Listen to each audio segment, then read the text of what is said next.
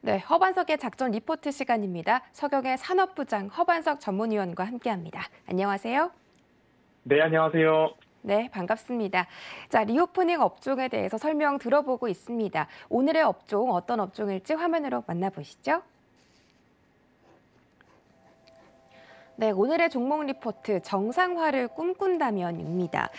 계속 저희가 카지노와 여행 업종에 대해서 살펴보고 있는데 어제는 카지노와 관련된 강원랜드에 대해서 짚어드렸는데요. 오늘 또 정상화를 꿈꾼다면 어떤 종목 눈여겨보면 좋을지 바로 공개해 주시죠. 네, 이번 주는 리오프닝 두 번째 시간으로 갖고 있고요. 유통이나 음식료, 문화, 레저 쪽도 살펴보고 있지만 이번 주는 여행과 카지노 살펴보고 있습니다. 어제는 카지노 대표 기업 중 하나인 강원랜드 살펴보았고요. 오늘은 여행 섹터에서 살펴보고자 합니다. 11월 13일 신한금융투자 그리고 1월 17일 하나금융투자에서 발간된 리포트를 중심으로 좀 말씀을 드리려고 합니다. 시장이 굉장히 어려운 국면에 들어왔습니다. 하지만 대세 하락으로 꺾일 것인가에 대한 판단은 아직까지는 반등의 기회, 반등에 대한 기대감들을 좀 가져보자라는 말씀을 좀 드리고 싶고요. 그 가운데 어려움 가운데 우리가 주의해야 될 점들은 금리 상승기에 너무 먼 미래의 이익들을 가지고 와서 어마어마한 멀티플이 주가에 담겨져 있는 이른바 고점 영역에서 하락으로 돌아섰는데 여기서 더 떨어질 것인가 아니면 여기서 반등이 나올 것인가 이러한 부분들을 잘 판단을 하셔야 된다. 매우 비쌌던 주식이 많이 저렴해진 것처럼 보이지만 여기서 더 내려갈 수도 있는 부분들이 곳곳에 있기 때문에 늘 차트상 저위험 구간과 매출액과 영업이익이 꼭 찍혀야 하고 찍히는 것에 플러스 증가해야 되는 기업들을 좀 바라보셔야 된다라는 말씀을 좀 드리고 있고요. 카지노와 여행 업종을 말씀을 드릴 때에는 여기서 더 내려갈 곳이 있을까? 강원랜드 같은 경우에는 가장 강력한 제재를 받고 있는 영업시간 단축에 대한 부분 속에서도 주가가 이제는 더 내려갈 곳이 극히 적다라는 판단에 반등이 조금 나왔던 그런 모습입니다. 마찬가지로 여행 업종도 카지노보다는 조금 더 까다로운 조건이 있습니다.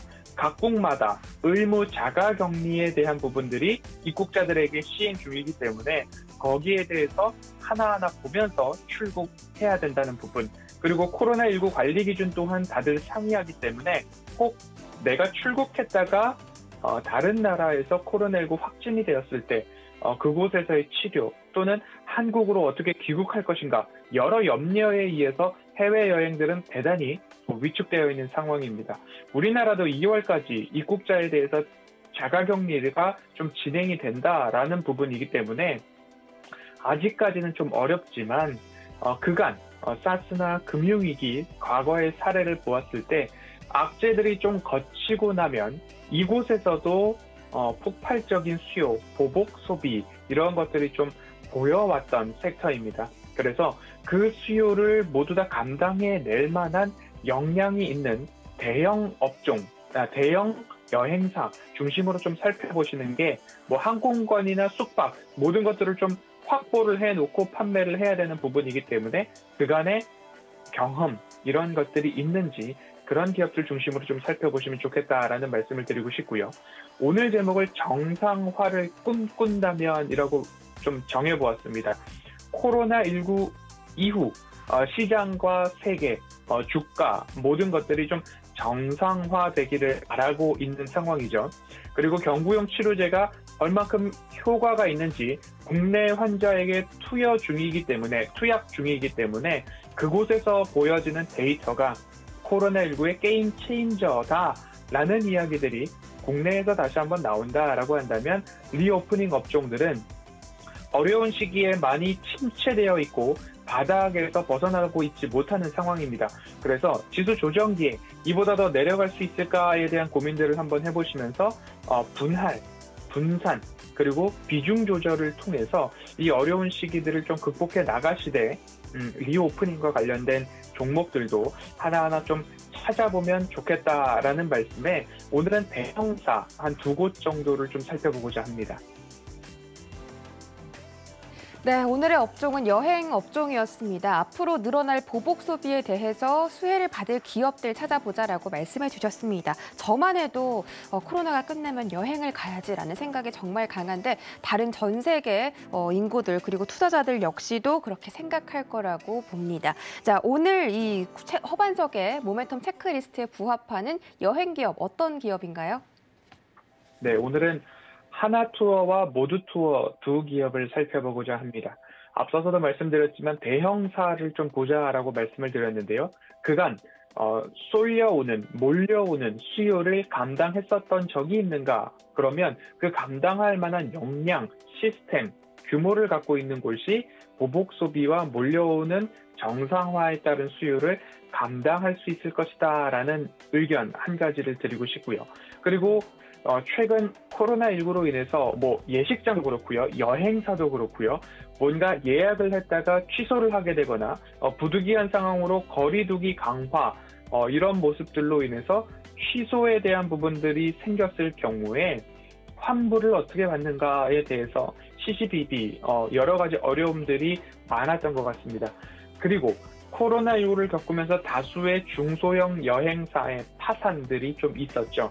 이로 인해서 내가 여행을 가고 싶은데 혹 예약금조차도 환불받지 못하는 상황이 생기지 않을까라는 그러한 심리에 의해서 차라리 그럴 거면 큰 회사로 가자.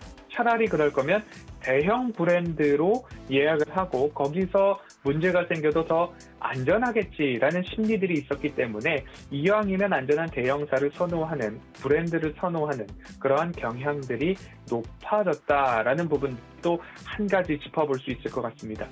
정상화가 이루어진다면 보복 소비, 이연 수요 모두 여행 업종에서 일어날 것으로 좀 강력하게 좀 보여집니다.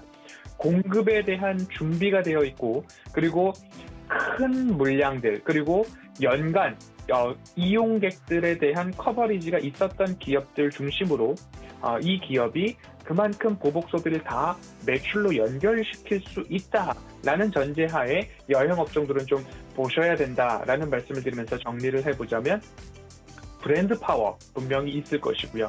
그리고 시장 점유율도 있어야 될 것입니다. 이러한 순서대로 여행 업종도 다시 반등할 때에 이러한 순서가 좀 있다라는 부분 참고를 해보시면 좋을 것 같습니다. 지금 아직까지 이제 살아남아 있는 기업이나 아니면 그래도 명맥을 유지하고 있는 기업들은 5년째 불황을 겪고 있는 와중에도 여러 구조조정을 통해서 살아남은 기업입니다. 하나투어 같은 경우 그리고 모두투어도 모두 인력을 한 절반 가까이 줄여놓은 상황입니다. 가능한 손익분기점을 낮추어서 기업의 명맥을 유지하겠다는 뼈를 깎는 고통을 감내하면서 지금 유지를 하고 있다라고 보시면 좋을 것 같은데요. 이익보다는 현 구간에서는 아직까지 살아남는 게 중요했던 그러한 지난해까지의 시간이었고 올해부터는 무언가 다시 빠른 회복에 따른 수요를 감당하기 위해서 가동 인력들을 늘리고 있는 그런 흐름들도 좀 나타나고 있습니다.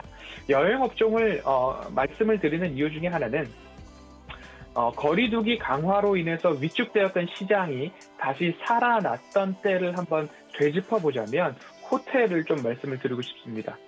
국내 여행마저도 변이 바이러스, 델타 변이 바이러스, 오미크론 변이 바이러스가 나오면서 굉장히 위축이 되었죠. 거리두기 강화에 따라서 객실 가동률도 굉장히 줄어들었습니다. 그리고 내가 100개의 객실을 가지고 있는 호텔임에도 불구하고 면적당 수용 인원 제한에 따라서 모든 객실들을 가동할 수 없는 상황까지도 겹치면서 모든 것들이 어려웠던 호텔이었습니다. 하지만 평균 판매 가격을 상승을 시키고 서비스에 대한 부분들을 좀 특화시킴에 따라서 객실 점유율이 내려가고 가동률도 내려갔지만 가격을 좀 전가시켰던 호텔들은 그곳에서 이제 코로나 이전의 실적 회복들을 하나하나 좀 보고 있는 모습입니다. 그러면 여행업에 있어서도 정상화가 이루어진다라는 조금 막연한 이야기일 수 있지만 백신이 개발됐고요. 치료제가 개발됐고요. 경구용 치료제를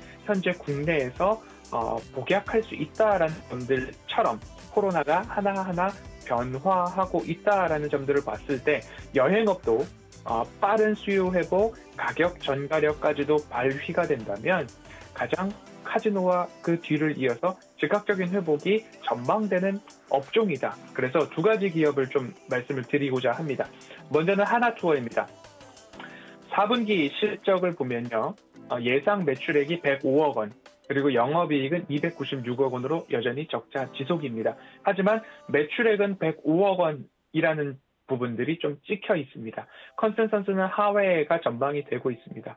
하지만 10월부터 임직원 업무 정상화 그리고 브랜드 교체 비용이 소폭 반영되고 있다. 10월부터 업무 정상화를 준비하고 있었다라는 이야기는 그간 적자를 위해서 인력 감축들을 엄청나게 했지만 내년부터는 뭔가 새로운 수요, 이연 수요, 보복 소비가 일어나지 않을까라는 업계의 민감함이 여기서도 좀 드러나고 있지 않을까 생각이 됩니다.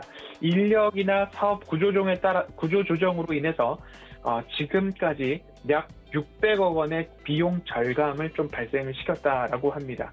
영업이 정상화된다면 앞으로 차례차례 인력을 더 충원을 하고 다시 몸집을 키워나가겠지만 현재는 이 손익분기점을 굉장히 낮춰놓은 상황이기 때문에 이곳에서 시스템 강화로 인해서 한 명당 인당 생산성이 굉장히 좋아졌기 때문에 손익분기점은 빠르게 올라서고 영업 정상화 시 연간 1,000억 원 정도의 영업이익이 전망된다라는 이야기들이 나오고 있습니다. 하나투어였고요. 두 번째로는 모두투어입니다.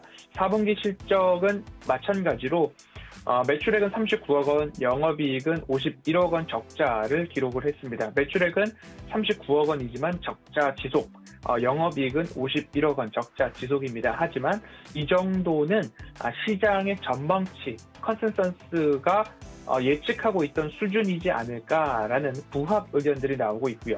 3분기까지 희망 퇴직에 따라서 일회성 인건비들이 많이 좀 비용으로 잡혔습니다. 하지만 이런 것들이 모두 다 조금 원활하게 다시 올라선다면 일회성 비용이 없어졌고 그리고 손익분기점이 굉장히 낮아져 있는 상황에서 영업 정상화가 이루어진다면 모두투어도 연간 400억 내외의 영업이익을 전망하고 있는 상황입니다.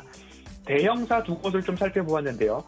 영업이익을 굉장히 손익분기점을 굉장히 낮춰놓은 상황에서 여러 가지 제도적, 시스템적, 생산성 향상을 위한 노력들을 뼈를 깎는 고통을 감내하면서 모두 다 이루어져 놓은 상황입니다. 이곳에서 이연 수요 보복 소비만 이루어진다면 정상화가 이루어진다면 백신 공백이 턴어라운드를 빠르게 보여주었던 호텔신라처럼 여행업종에서도 어려운 구간을 통과했기 때문에 이제 빛을 볼 날만 기다리는 것이 카지노 업종과 여행업종에 대한 전망과 견해가 아닐까 싶습니다. 더 나빠질 가능성보다는 정상화를 기다리면서 더 좋아질 업종이 카지노와 여행이라는 판단이고요. 그 중에서도 브랜드 파워와 시장 점유율, 그간 모든 수요를 감당했던 경험치들을 보았을 때에는 하나투어와 모두투어를 꼼꼼히 살펴보시는 전략이 어떨까 하는 말씀드리면서 여행업종 하나투어와 모두투어 오늘은 여기까지 살펴보도록 하겠습니다.